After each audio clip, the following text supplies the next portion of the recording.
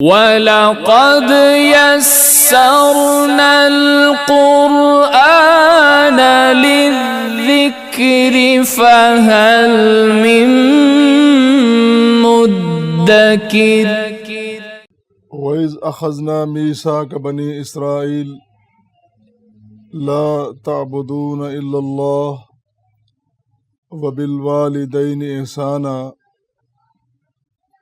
وَذِي الْقُرْبَى وَالْيَتَامَى وَالْمَسَاكِينِ وَقُولُوا لِلنَّاسِ حُسْنًا وَأَقِيمُوا الصَّلَاةَ وَآتُوا الزَّكَاةَ ثُمَّ تَوَلَّيْتُمْ إِلَّا قَلِيلًا مِّنكُمْ وَأَنتُم مُّعْرِضُونَ۔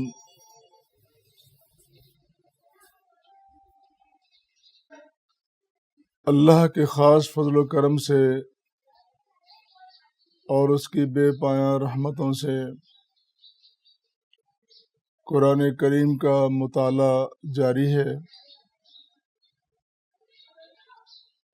اور آج سورہ بقرہ کی آیت نمبر 83 جو ابھی میں نے آپ کے سامنے تلاوت کی ہے، اس کی روشنی میں چند معروضات، چند باتیں، چند نکات آپ کے سامنے پیش کرنے کی سعادت حاصل کر رہا ہوں۔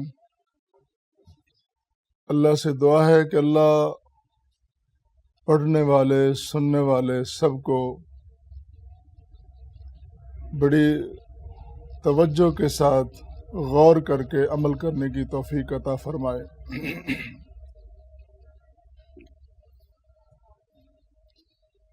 یہ آیت کریمہ بڑی اہم ہے، ہر آیت ہی بڑی اہم ہے۔ جس طرح کے پچھلی آیات میں بنی اسرائیل کے معاہدات، وعدوں اور ان کی بے وفائی کا تذکرہ چلا آ رہا ہے، اس آیت کریمہ میں بھی اللہ تعالیٰ نے بیان فرمایا وَإِذْ أَخَذْنَا، اور یاد کرو اس وعدے کو جو ہم نے بنی اسرائیل سے لیا، میثاق بنی اسرائیل۔ اور وہ وعدہ کیا ہے کہ لا تعبدون الا اللہ وبالوالدین احسانا۔ اس آیت کریمہ میں بنی اسرائیل کو ان کے وعدوں کی یاد دلائی جا رہی ہے۔ جو تم نے وعدے کیے ہیں ان کو پورا کرنا ہے، ان کی پاسداری کرنی ہے۔ اور ترتیب یہ ہے کہ پہلے لا تعبدون الا اللہ، اللہ کی عبادت، صرف اللہ کی عبادت کے بعد پھر تذکرہ فرمایا کہ وبالوالدین احسانا، والدین کے ساتھ احسان، حسن سلوک کرو۔ پھر رشتہ دار، پھر یتیم، پھر مسکین، اور پھر بڑی خوبصورت بات کہی وَقُولُوا لِلنَّاسِ حُسْنًا، اور لوگوں سے اچھی بات کرو، خوش اخلاقی سے پیش آؤ۔ اس کے بعد تذکرہ فرمایا کہ وَأَقِیمُوا الصَّلَاةَ، نماز قائم کرو، وَآتُوا الزَّکَاةَ، اور زکوٰۃ ادا کرو۔ پھر فرمایا ثُمَّ تَوَلَّیْتُمْ، تم سب وعدوں سے پھر گئے۔ چند لوگ ہوں گے جو اپنے وعدوں پہ قائم رہے، تم تو سارے کے سارے وعدوں کی پاسداری نہ کر سکے۔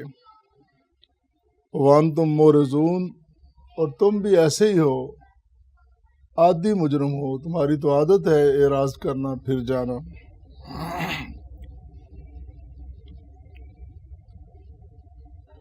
تو ان میں درجہ بدرجہ ساری باتیں بیان کی گئی۔ جہاں تک اللہ کی عبادت کا ذکر ہے،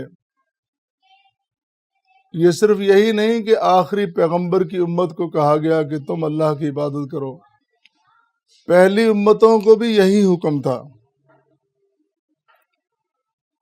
قرآن کریم اس کی نشاندہی کرتا ہے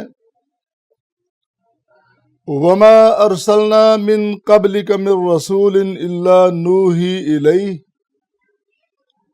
أَنَّهُ لَا إِلَٰهَ إِلَّا أَنَا فَاعْبُدُونِ۔ پیغمبر کریم صلی اللہ علیہ وسلم، ہم نے آپ سے پہلے جتنے بھی رسول بھیجے، ان رسولوں کی یہ ذمہ داری تھی کہ وہ اعلان کرتے تھے اعبد اللہ، اللہ کی عبادت کرو،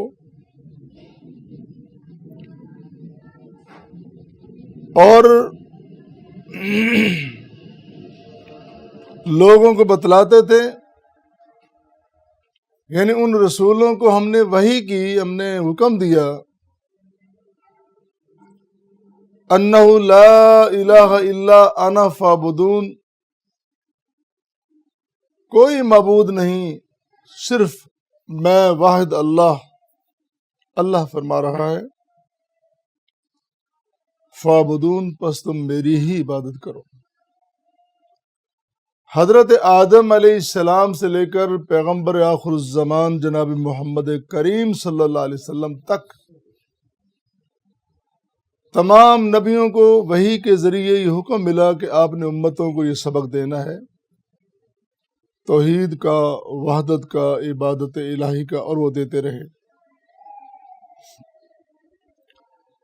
پھر سورہ نحل میں فرمایا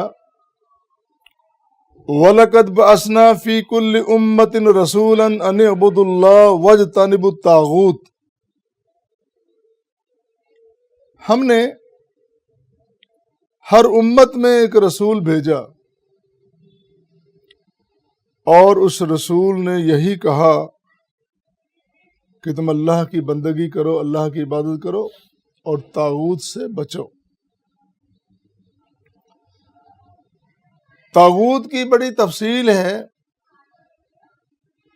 اللہ کے علاوہ جو کچھ بھی ہے سارا طاغوت ہی ہے۔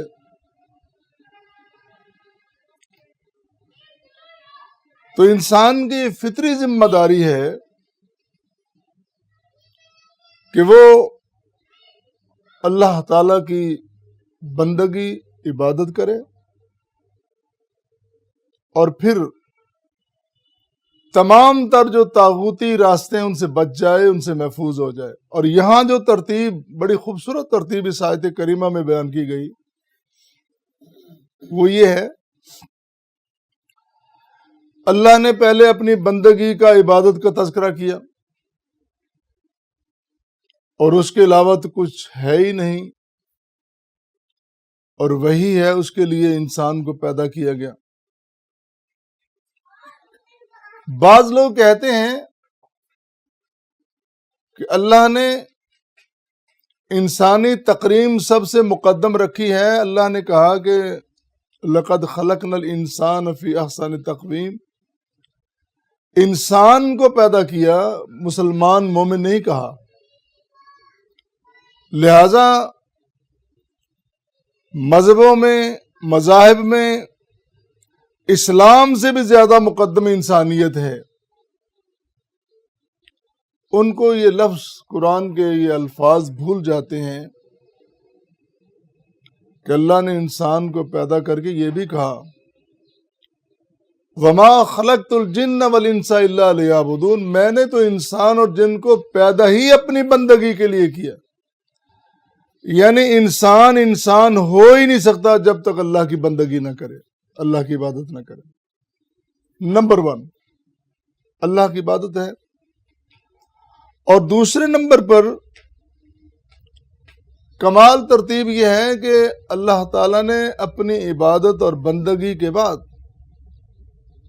تذکرہ فرمایا کہ وَبِالْوَالِدَيْنِ احسانا، والدین کے ساتھ حسن سلوک کرو۔ تو یہ بات سمجھ میں آتی ہے کہ یہ کتنا اہم مسئلہ ہے۔ والدین کی اطاعت کرنا، اللہ نے اپنی بندگی، عبادت کے بعد والدین کی اطاعت کا تذکرہ کیا اور بتلایا کہ یہ کتنا اہم ہے۔ تھوڑا سا غور کریں تو ہمارے سامنے 2 الفاظ آتے ہیں، ایک ہے رب اور ایک ہے اب۔ عربی زبان میں رب ابن، رب کا معنی رب ہے، وہ پالنے والا ہے، وہ رب العالمین ہے، وہ پالنہار ہے، وہ رزاق ہے، وہ رازق ہے، وہ مالک ہے، وہ خالق ہے، اور اس کی خالقیت میں، ربوبیت میں، الوہیت میں، مالکیت میں کوئی شریک نہیں ہے، رب کا کوئی شریک نہیں، وہ انسان کا خالق ہے۔ اور خالق کے بعد تذکرہ آتا ہے ابن کا، باپ کا۔ تو باپ جو ہے وہ خالق تو نہیں ہے، لیکن سبب تخلیق ہے، اور وہی ہے جس کے جسم کا حصہ ہے اس کا بیٹا، اس کی بیٹی، اس کی اولاد، اور اس تخلیقی عمل میں کوئی اور شریک نہیں ہے، اور باپ کا کوئی شریک نہیں ہوتا۔ کبھی کوئی کہہ سکتے ہیں کہ یہ میرا باپ ہے، یہ میرا باپ ہے، نہیں کہتے، باپ ایک ہی ہوتا ہے۔ احتراماً تقریباً حدیث رسول میں استاد کو، سسر کو بھی باپ کہا ہے، لیکن صلبی نسبی باپ ایک ہی ہوتا ہے، ابن جس کو کہتے ہیں۔ تو اس کا بھی کوئی شریک نہیں ہے، اور اسی لیے رب نے اپنے تذکرے کے بعد انسان کے اب کا، یعنی اس کے باپ کا تذکرہ کیا ہے، اس کے والدین کا تذکرہ کیا ہے کہ ان کا بھی تو نے احترام کرنا ہے، احسان حسن سلوک کرنا ہے۔ اور ایک جگہ نہیں، کئی مقامات پہ اللہ تعالیٰ نے فرمایا کہ عبادت صرف رب کی کرو، اور والدین کی اطاعت و فرمانبرداری اور حسن سلوک جی بھر کے کرو۔ وَبِالْوَالِدَيْنِ احسانا، اور فرمایا کہ لا تعبدون الا اللہ وبالوالدین احسانا۔ پھر سورہ لقمان میں فرمایا ان اشکر لی ولوالدیک والی المصیر، میرا شکر ادا کر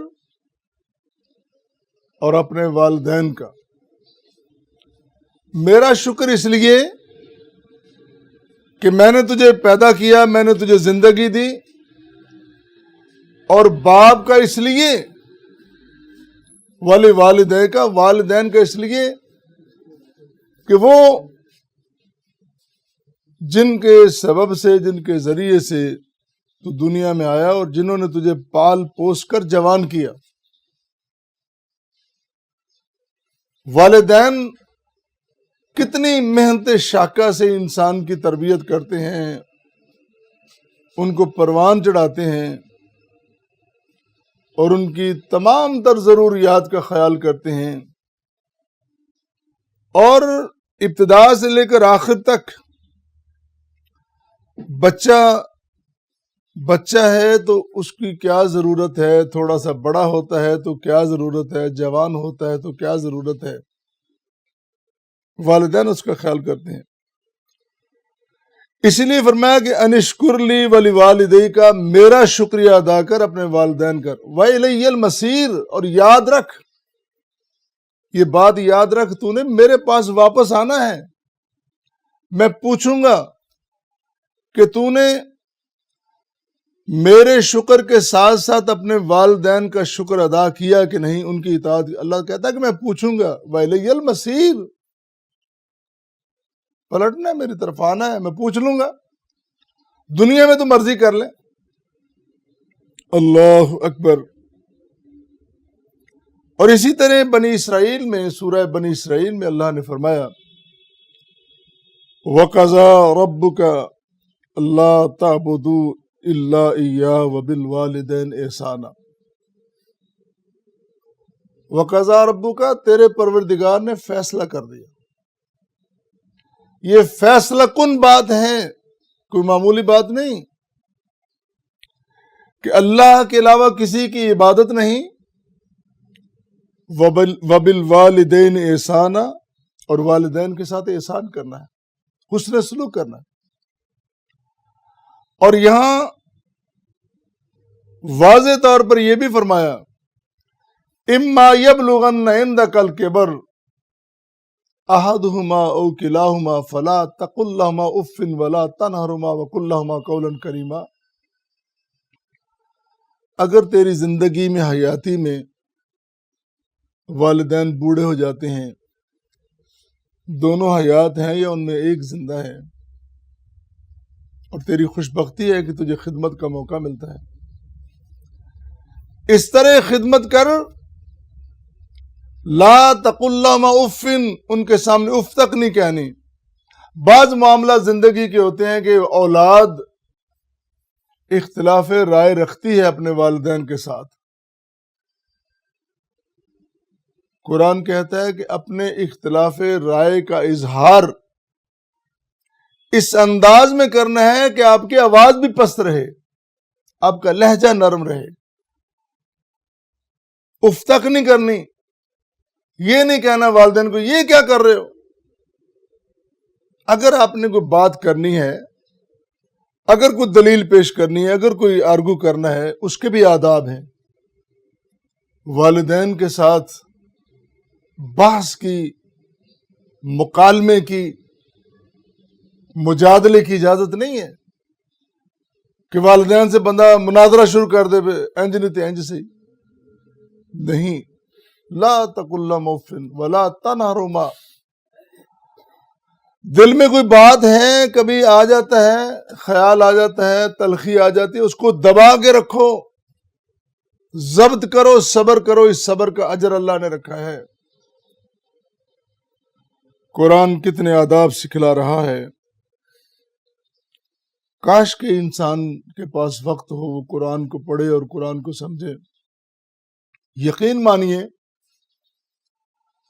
قرآن کریم کو اگر کوئی شخص توجہ سے پڑھ لے، اس کو پھر زندگی میں کسی رہنمائی کے لیے کسی کتاب کی قطعاً کوئی ضرورت نہیں پڑتی. یہ عبادات سے لے کر معاملات تک اور معاہدات تک ہر چیز کو واضح طور پر بیان کر رہا ہے. اسی ضمن میں ابن مسعود رضی اللہ تعالیٰ عنہ سے روایت ہے کہ نبی کریم صلی اللہ علیہ وسلم نے فرمایا الصلاۃ علی وقتہا، نماز وقت پر. پنجابی میں کہتے ہیں نا کہ ویلے دی نماز تے ویلے دیاں ٹکراں. نماز وقت پر، کتاب موقوتا، اللہ نے لکھ دیا ہے. پھر عرض کیا قلت ای ثم ایو، راوی بیان کرتے ہیں کہ میں نے سوال کیا کہ پھر کون سا امر ہے، کون سا حکم ہے. قال بر الوالدین، پھر والدین کے ساتھ نیکی اور حسن سلوک کرنا ہے. یعنی بار بار قرآن کہہ رہا ہے کہ اللہ کی عبادت کے بعد انسانی زندگی میں اہم ترین مسئلہ والدین کے ساتھ حسن سلوک ہے، جس کو ہم نے اپنی جدت، اپنی ماڈرنٹی، اپنی اس تہذیب کے سپرد کر دیا جو تہذیب ہماری نہیں ہے، اس تہذیب کے سپرد کر دیا. والدین کون ہوتے ہیں زندگی میں داخل ہونے والے اور اس میں معاملات میں دلچسپی لینے والے کون ہوتے ہیں؟ اور بھائی، جس نے تجھے پیدا کیا، تیرے والدین کو پیدا کیا، وہ مالک کہہ رہا ہے کہ تیرے والدین تیری زندگی میں دخیل ہیں، وہ ساتھ ساتھ ہیں. جب تلک وہ زندہ ہیں ان کی دعائیں لیتا رہے، حسن سلوک کر ان سے. راوی کہتے ہیں کہ میں نے عرض کیا ثم ایو، پھر کون سا مسئلہ ہے؟ فرمایا الجہاد فی سبیل اللہ، پہلے اللہ کی عبادت، پھر والدین کے ساتھ حسن سلوک، پھر جہاد ہے. اور جہاد بھی والدین کی اجازت کے بغیر نہیں ہے. یہ بھی بڑا اہم مسئلہ ہے. ہم نے اپنی آنکھوں سے کچھ ایسے جہاد دیکھے جس جہاد نے اولادوں کو والدین کے خلاف برگشتہ کیا، والدین کی بے توقیری ہوئی، والدین کے ساتھ کیا کچھ نہیں کیا گیا اس کے نام پر، اور تبھی تو ان کے جو ثمرات اور نتائج ہمارے سامنے ہیں. اگر یہ عمل، اتنا بڑا عمل شریعت کے عین مطابق کیا جاتا تو پھر اس کے نتائج یقیناً کچھ اور ہوتے. ہم اگر قربانی دینا چاہتے ہیں تو قربانی دینے کا ایک اسلوب ہے، ایک طریقہ ہے. کوئی کام سر انجام دینا چاہتے اس کا ایک اسلوب اور طریقہ ہے. نماز کا طریقہ ہے، زکوٰۃ کا طریقہ ہے، صدقات کا طریقہ ہے، حج کا طریقہ ہے، جہاد کا بھی طریقہ ہے، اور معاملات کا بھی طریقہ ہے کہ رشتہ داروں کے ساتھ، تمام اعزاء و اقارب کے ساتھ کیا کیا معاملات کس طرح کرنے ہیں، وہ سارے طریقے موجود ہیں. اللہ اکبر. تو اس حدیث میں جو صحیح بخاری میں آتی ہے، پہلے نمبر پر نماز کا تذکرہ ہے، دوسرے نمبر پر والدین سے حسن سلوک کا ہے، اور پھر اس کے بعد جہاد کا ہے. کتنا بڑا جہاد ہے جس کو اسلام کی کوہان کہا گیا. اسلام کی کوہان یعنی سب سے اوپر والی جو جگہ ہے، مقام والی، اس سے بھی بڑھ کر والدین کا تذکرہ کیا کہ والدین ان سے بھی بلند ہیں. اور پھر ایک اور آیت کریمہ سورہ نساء کی ہے، وَاعْبُدُوا اللَّهَ وَلَا تُشْرِكُوا بِهِ شَيْئًا وَبِالْوَالِدَيْنِ إِحْسَانًا. اللہ اکبر. عبادت اللہ کی کرو اور اس کے ساتھ کسی کو شریک نہ ٹھہراؤ، اور پھر والدین سے حسن سلوک کرو.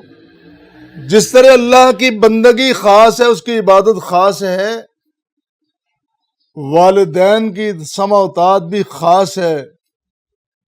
اس میں بھی کوئی شراکت داری نہیں ہونی چاہیے.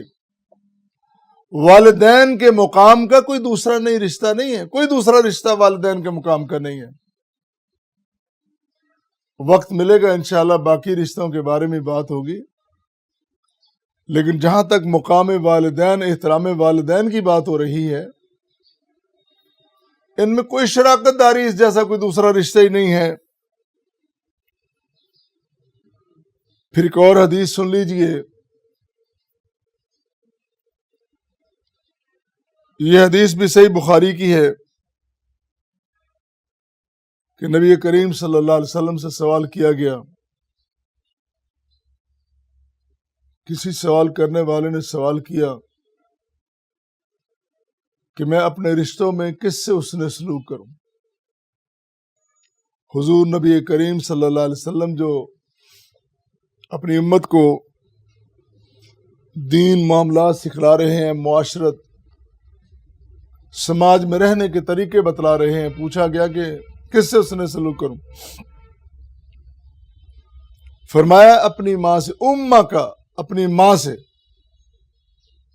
سب سے پہلے ماں کا رشتہ ہے. سوال کیا پھر کس سے؟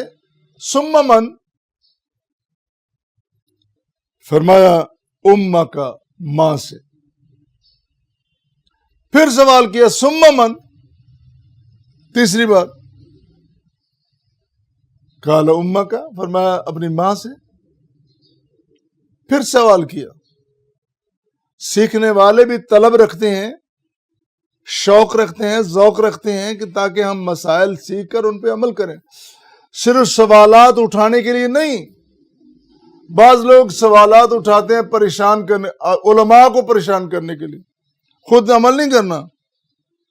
سکھانے والوں کو پریشان کرنا ہے کہ وہ کس طرح پریشان ہو سکتے ہیں. یہاں عمل کے لیے سیکھا جا رہا ہے کہ یا رسول اللہ صلی اللہ علیہ وسلم ہمیں بتلائیے کہ میں اپنے رشتہ داروں سے کس طرح پیش آؤں. پھر فرمایا ثم من، عرض کیا ثم من، فرمایا آپ نے ابا کا، 3 دفعہ ماں کا تذکرہ کر کے پھر فرمایا کہ ابا کا، اور پھر اس کے بعد فرمایا کہ اس کے بعد جتنا قریب رشتہ ہے.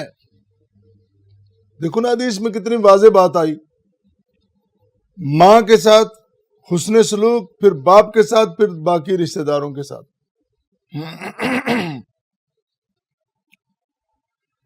اور پھر باپ کو اس سے حسن سلوک کو، اس کی رضا کو اللہ کی رضا قرار دیا. رضا الرب فی رضا الوالد و سخطہ فی سخط الوالد. اور ماں کے بارے میں فرمایا کہ الجنت تحت اقدام الامہات. باپ کا درجہ کم نہیں ہے، باپ کے ساتھ حسن سلوک واجب ہے، فرض ہے، لازم ہے. اسی طرح ماں کے ساتھ. اور یہاں ایک مسئلہ سمجھنے والا یہ ہے، جب فرمایا کہ وَبِالْوَالِدَيْنِ إِحْسَانًا إِمَّا يَبْلُغَنَّ عِندَكَ الْكِبَرَ أَحَدُهُمَا أَوْ كِلَاهُمَا، تو کیا والدین کی اس وقت اطاعت کرنی ہے جب والدین مسلمان ہوں، غیر مسلم ہوں تو پھر نہیں کرنی ہے؟ یہ بات ذرا سمجھنے کی ہے. مسلمان مومن پہ یہ واجب اور لازم نہیں ہے کہ وہ اگر ان کے والدین مسلمان نہیں تو ان کی اطاعت نہ کرے، حسن سلوک نہ کرے. نہیں، والدین والدین ہیں، ان کے ساتھ بہر صورت تم نے حسن سلوک کرنا ہے. جہاں تک عبادات کی بات ہے، عقائد کی بات ہے، اوامر کی بات ہے، وہ تم نے بجا لانے ہیں. اللہ کی بندگی، اس کی عبادت کرنی ہے، اس کے ساتھ کسی کو شریک نہیں ٹھہرانا. اس کے بعد جب معاملات کی باری آنی ہے تو معاملات میں والدین سب سے اوپر اور ممتاز ہیں، ان کے ساتھ اس نے سلوک کرنا ہے. ہاں، والدین کو صحیح بات بتلائی جا سکتی ہے، عقیدے کی بات ان سے کی جا سکتی ہے، مذہب کی، دین کی بات، دعوت کی بات کی جا سکتی ہے، جس کی مثال ہمارے پاس قرآن کریم میں موجود ہے. کہا کہ یا ابتی لم تعبد ما لا يسمع ولا يبصر ولا يغني عنك شيئا. ابراہیم علیہ السلام اپنے والد سے کہہ رہے ہیں نا، لڑائی نہیں کی، جنگ و جدل نہیں کیا، مجادلہ نہیں کیا، ان کو دعوت دی ہے اور انہیں کہا ہے کہ والد گرامی ذرا یہ بتلائیے کہ جن بتوں کی آپ پرستش کر رہے ہیں کیا یہ سنتے بھی ہیں، کیا یہ دیکھتے بھی ہیں، کیا یہ کوئی کام بھی کر سکتے ہیں؟ اور جب باپ نے بات نہیں مانی، تاریخ اٹھا کے دیکھیں، ابراہیم نے اپنے والد سے لڑائی نہیں کی، باہر نکل گئے، ماحول پسند نہیں آیا، اس کو چھوڑ دیا، اور اس ماحول کی تلاش میں ہیں جس ماحول میں اللہ کی بندگی کے بعد والدین کے ساتھ اس نے اور دیگر رشتہ داروں کے ساتھ ایسے سلوک کا جو موقع ملے. قرآن ہمیں یہ دعوت دے رہا ہے، قرآن ہمیں اسلوب بتلا رہا ہے کہ تم نے کس طرح زندگی بسر کرنی ہے. ان کو دعوت دیں لیکن لڑائی نہ کریں. والدین کے ساتھ اس نے سلوک کے بعد قرآن کریم نے بتایا وَذِي الْقُرْبَى وَالْيَتَامَى وَالْمَسَاكِينَ، رشتہ داروں کے ساتھ بھی اچھا سلوک کرنا ہے. رشتہ داریاں نبھانے کے لیے رسول کریم صلی اللہ علیہ وسلم نے فرمایا سل من قطعک، سل جوڑ من قطع جو توڑے اس کو جوڑ. ایک تو ہوتا ہے نا کہ صلہ رحمی کرو، جنرل ایک لفظ بولا جائے صلہ رحمی کرو، نہیں، فرمایا اس سے بھی صلہ رحمی کرو جو قطع تعلق ہی کرتا ہے. کتنی بڑی ذمہ داری اللہ کے پیغمبر نے اپنی امت کو فرمائی اور ان کو سکھائی ہے کہ یہ تم نے نبھانی ہے. کہتے ہیں کہ عقل مندوں کے ساتھ تو سبھی گزارا کر لیتے ہیں، مدد تب ہے کہ پاگلوں اور بیوقوفوں کے ساتھ گزارا کیا جائے. جو لڑنے والے ان کے ساتھ حسن سلوک کرو. یقین مانیے کہ کتنا بھی باغی اور سرکش کیوں نہ ہو، بالآخر آپ کے حسن اخلاق کا وہ قائل ہوگا اور مائل ہوگا. وہ آپ کے ساتھ اسی طرح جواب دے گا جس طرح آپ تقاضا کر رہے ہیں. اللہ اکبر. پھر یتیم جو ہے، یتیم وہ ہے کہ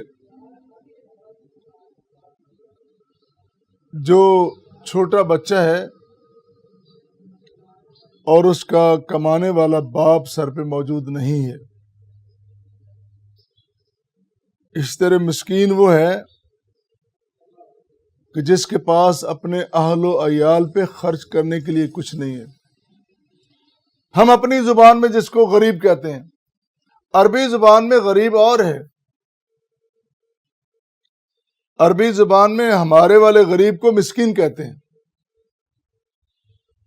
تو یتیم اور مسکین کو دیکھنا، ان کے ساتھ خیال کرنا،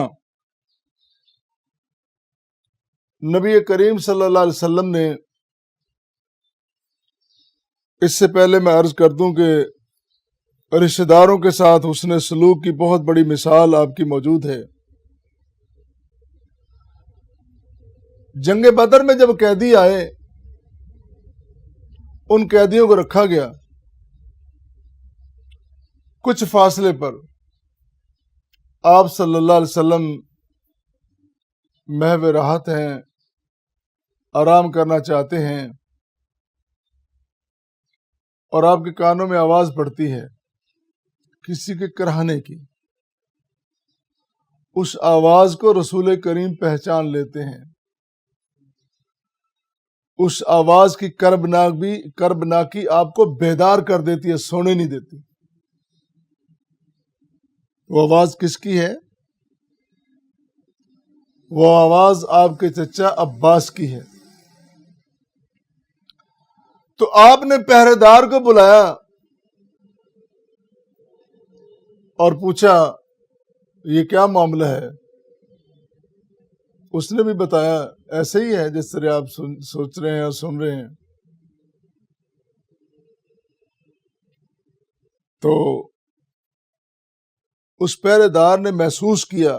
آپ نے فرمایا نہیں، صرف کرب کو محسوس کیا ہے.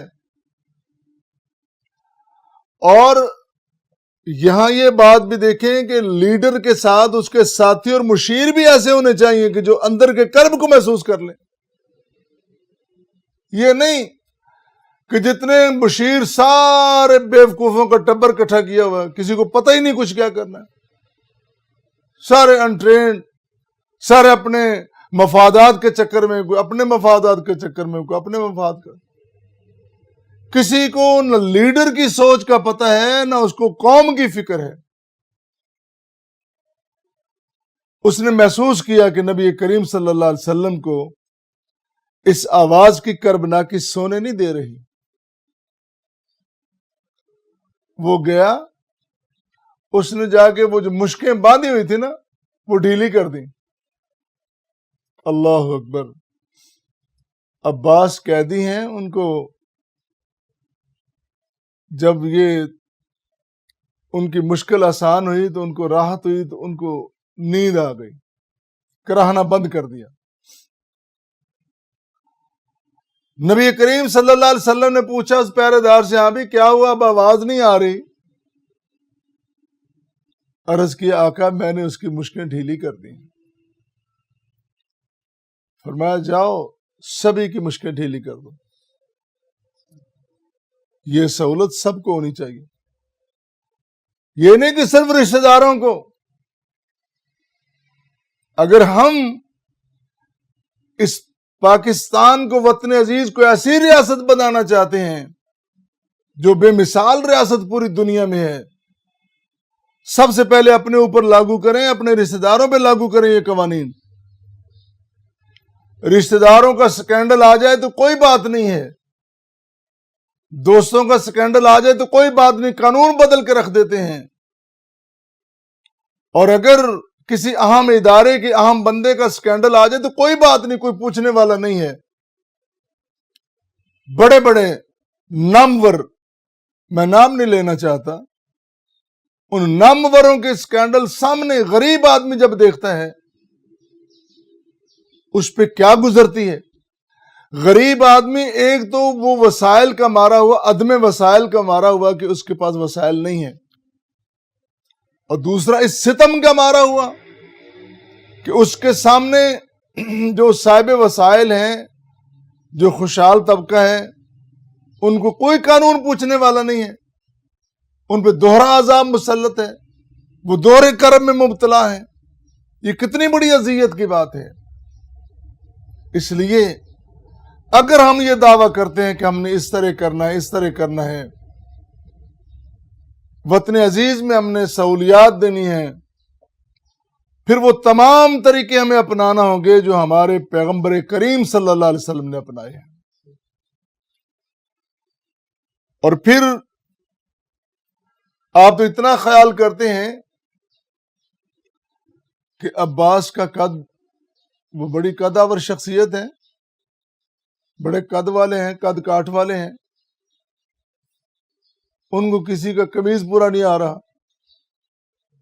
تو وہاں ایک بڑا لمبا تڑنگا سردار موجود ہے عبداللہ بن ابی، اس کا کرتا، اس کا قمیض پورا آتا ہے.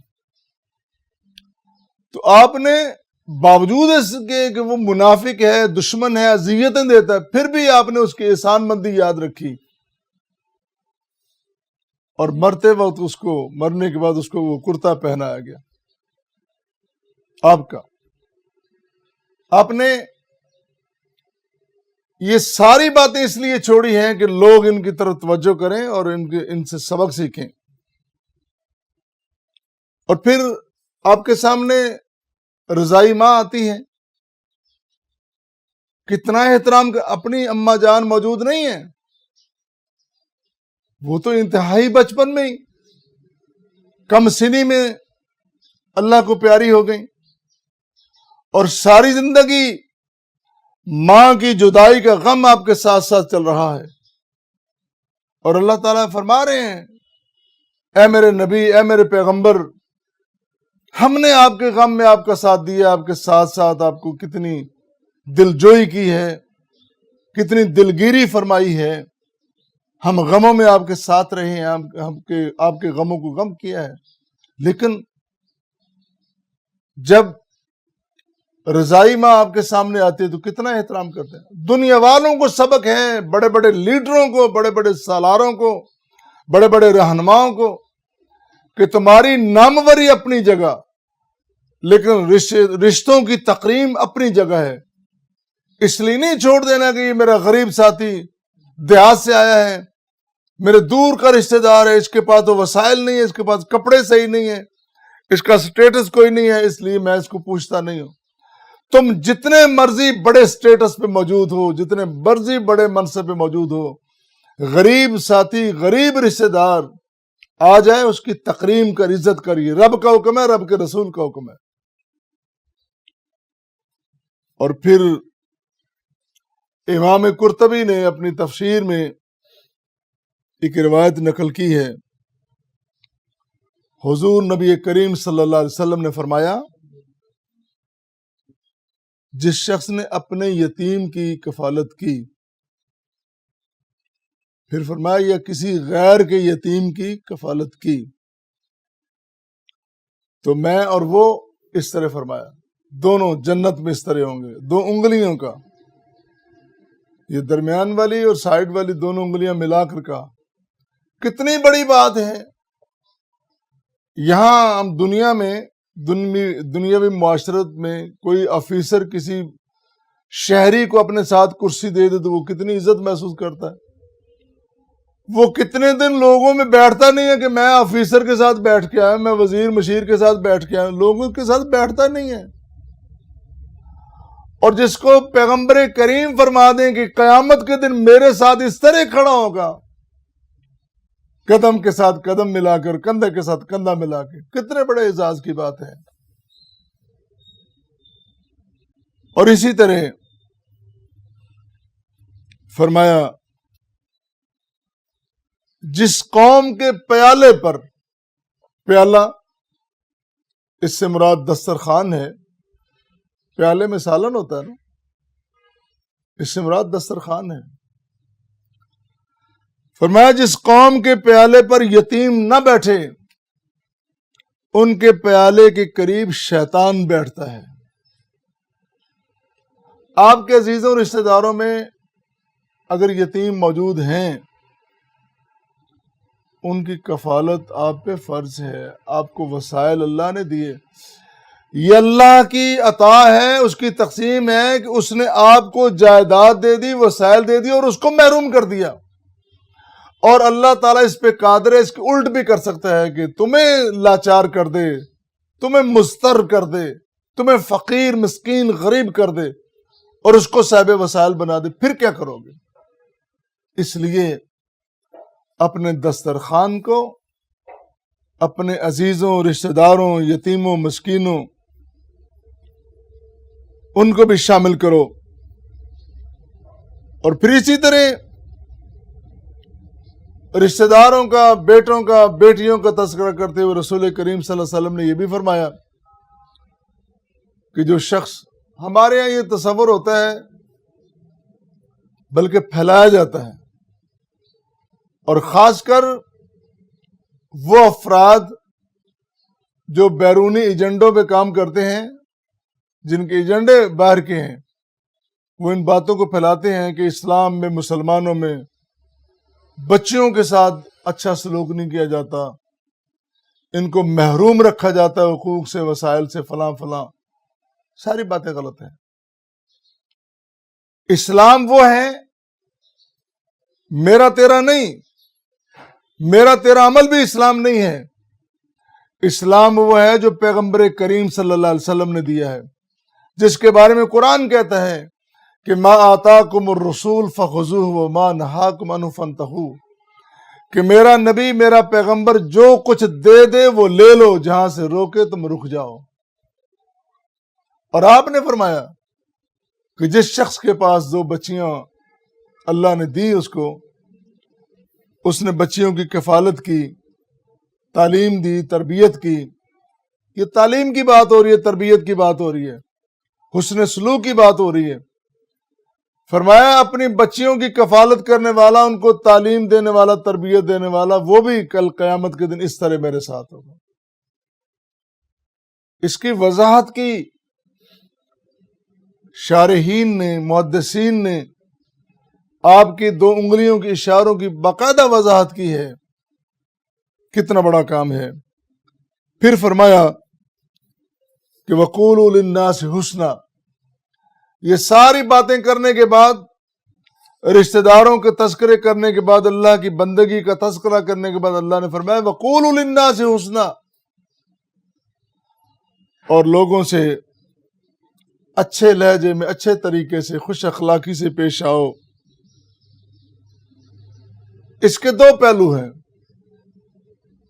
اس حسن خلق کے قولوا للناس حسنا کے 2 پہلو ہیں.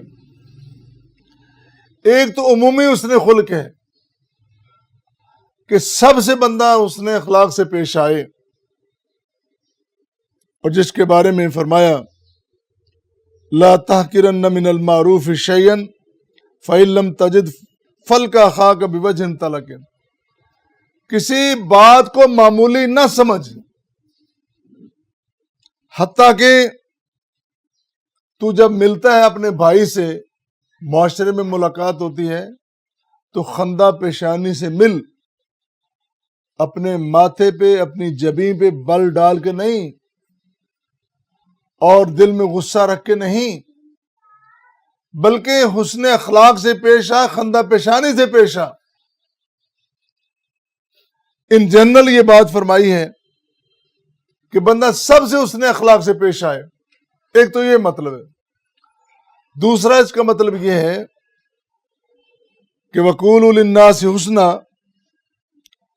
کہ آپ نے مسلمان ہو اور ساتھ مبلغ بھی ہو، آپ نے دعوت کا کام کرنا ہے، اسلام کی دعوت دینی ہے، تو وہ موعظۃ حسنہ کے ساتھ، جس طرح قرآن کہتا ہے کہ ادعو الی سبیل ربک بالحکمۃ والموعظۃ الحسنہ وجادلہم باللتی ہی احسن، کہ جب تم نے دعوت کا کام کرنا ہے، جب تم نے تبلیغ کا کام کرنا ہے، جب تم نے اسلام کو پھیلانے کا کام کرنا ہے، دین کی بات کرنی ہے، تو اس کے لیے طریقہ بھی وہ اختیار کرنا ہے جو طریقہ نبوی طریقہ ہے، جو بہترین طریقہ ہے. اور پھر اس سے بعد ایک اور بڑی خوبصورت بات قرآن کریم نے بیان فرمائی ہے، وہ ہمیں یاد رکھنے والی ہے. فرمایا وَلَا تَسُبُّوا الَّذِينَ يَدْعُونَ مِن دُونِ اللَّهِ، غیروں کو، غیر مسلموں کو، اللہ کے علاوہ دوسروں کو پکارنے والوں کو تم نے گالی نہیں دینی، گالم گلوچ نہ کرو. دعوت دینی ہے اچھے طریقے سے دو نا، تلخی سے، گالم گلوچ کر کے، اگلے کی تحقیر کر کے، بے عزتی کر کے، بے توقیری کر کے کون سا دین اور کون سا اسلام تم پھیلا رہے ہو؟ نتیجہ یہ نکلے گا فَيَسُبُّ اللَّهَ، وہ اللہ کو گالی دیں گے، اور دشمنی میں تیرے سچے رب کو وہ گالی دیں گے. تو ان کے جھوٹے خداؤں کو گالی دے رہا ہے، وہ تیرے سچے خدا کو گالی دے. لہذا ان کے جھوٹے خداؤں کو ان کی تکفیر کر، ان کو بتا کہ یہ غلط ہے، لیکن تیرا لہجہ، تیرا انداز، تیرے دلائل، تیرے براہین وہ مناسب اور بہتر ہونے چاہیے. جس طرح موسیٰ علیہ السلام کو اللہ نے کہا تھا اے موسیٰ تو اور ہارون دونوں جاؤ فرعون کے پاس. فرعون کتنا بڑا، وہ مشرکوں کا بھی سردار، باغیوں کا سردار، سرکشوں کا سردار، جس نے لاکھوں بچے قتل کر دیے بنی اسرائیل کے، جس نے بے پناہ قتل و غارت گری کی، اتنا سفاک، اتنا جابر، ظالم، اس کے سامنے جا رہے ہیں موسیٰ اور ہارون علیہ السلام. تو ان کو اللہ نے فرمایا فَقُولَا لَهُ قَوْلًا لَيِّنًا، تم جا رہے ہو فرعون سے بھی نرم لہجے میں بات کرنی ہے، تم لڑنے نہیں جا رہے، تم دعوت دینے جا رہے ہو. تو جب دعوت دینے جا رہے ہو تو انداز بھی پیارا ہونا. لَعَلَّهُ يَتَذَكَّرُ أَوْ يَخْشَىٰ، تمہارے نرم لہجے سے بات سن کے وہ نصیحت پکڑے یا وہ ڈر خوف ہی کھا جائے، اس کے دل میں خوف آ جائے اللہ کا. اللہ اکبر. اور پھر آخری بات، نبی کریم صلی اللہ علیہ وسلم کو اللہ نے فرمایا لَوْ كُنْتَ فَظًّا غَلِيظَ الْقَلْبِ لَانفَضُّوا مِنْ حَوْلِكَ. اے پیغمبر کریم صلی اللہ علیہ وسلم، اگر آپ سخت مزاج ہوتے تو کیا لوگ آپ کے پاس ٹھہرتے؟ کیا لوگ آپ کی بات سنتے؟ اے میرے پیغمبر، آپ کے حسن اخلاق نے، آپ کی کریمی نے، رحیمی نے، آپ کی رعوفی نے، آپ کے لطف و کرم نے لوگوں کو اتنا گرویدہ کیا ہے کہ جو ایک بار آ جاتا ہے پھر وہ اسیر ہو جاتا ہے، پھر وہ کہیں نہیں جاتا. تو یہ جو انداز ہے یہ اپنانا چاہیے. پھر آخر میں اس آیت کریمہ کے آخری الفاظ یہ ہیں اے قوم بنی اسرائیل، اتنے وعدے تم نے کیے لیکن ثم تولیتم، تم پھر گئے سب وعدوں سے. الا قلیلا منکم، تھوڑے لوگ ہوں گے جنہوں نے وعدے کی پابندی کی. وانتم مورزون، اور تم تو عادی مجرم ہو، تم تو ہمیشہ وعدہ کر کے مکر جاتے ہو. ہم بطور مسلمان، ہم بطور مطیع رسول، ہم بطور پیغمبر کریم کے امتی ذرا سوچیں کیا ہم نے جو اللہ سے وعدے کیے ہیں، اپنے پیغمبر سے وعدے کیے ہیں، ہم نے جو اخلاقی طور پر، آئینی طور پر، قانونی طور پر، دینی مذہبی طور پر جتنے وعدے کیے ہیں، کیا سارے پورے کر رہے ہیں؟ کیا ہم اپنی زندگی میں اپنی مرضی تو نہیں کر رہے؟ اور اگر تو ہم کر رہے ہیں تو پھر تو ہمیں مبارک ہو، اور اگر نہیں تو پھر ہمیں سوچنا چاہیے۔ اس میں اقامت صلاۃ اور ادائے زکوٰۃ رہ گئی، پھر کبھی انشاءاللہ اس پہ بھی گفتگو ہوگی۔ تو انشاءاللہ اگلی آیت کریمہ جس میں پھر ان کو یاد دلایا جا رہا ہے کہ تم نے تو میرے ساتھ وعدہ کیا تھا قتل و غارت گری نہیں کرو گے، تو تم مسلسل قتل و غارت کیے جا رہے ہو۔ انشاءاللہ اگلے اتوار اس پہ گفتگو ہوگی، معروضات پیش کی جائیں گی۔ اللہ ہم سب کو توفیق دے کہ ہم قرآن کریم کو غور کے ساتھ، توجہ کے ساتھ پڑھیں، اس پہ عمل کریں۔